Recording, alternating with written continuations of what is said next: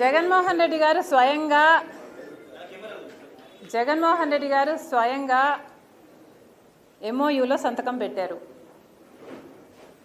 తన చెల్లెలికి అంటే నా బిడ్డలకి ఈ ఆస్తులు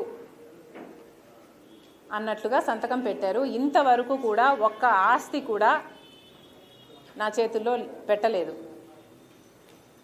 సరస్వతి సిమెంట్కు సంబంధించి MOUలో అది నా భాగానికి వచ్చింది కాబట్టి దాన్ని జగన్మోహన్ రెడ్డి గారు గిఫ్ట్ డీడ్ చేశాడు విజయమ్మ గారికి, నాకు కాదు.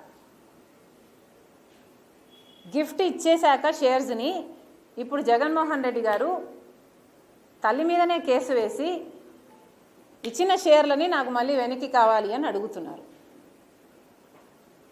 ఇది జగన్మోహన్ రెడ్డి గారు ఆయన తల్లికి చేస్తున్న మోసం.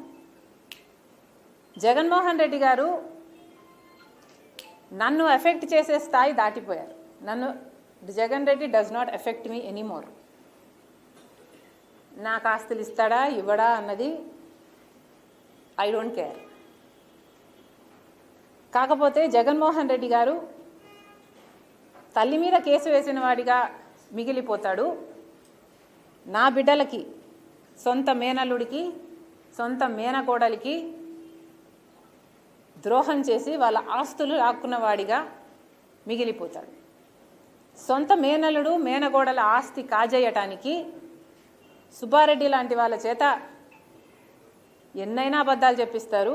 సాయిరెడ్డి లాంటి వాళ్ళ చేత కూర్చోబెట్టుకొని ట్యూషన్ ఇచ్చి డిక్టేట్ చేసి మరీ ఎన్నైనా అబద్ధాలు చెప్పిస్తారు.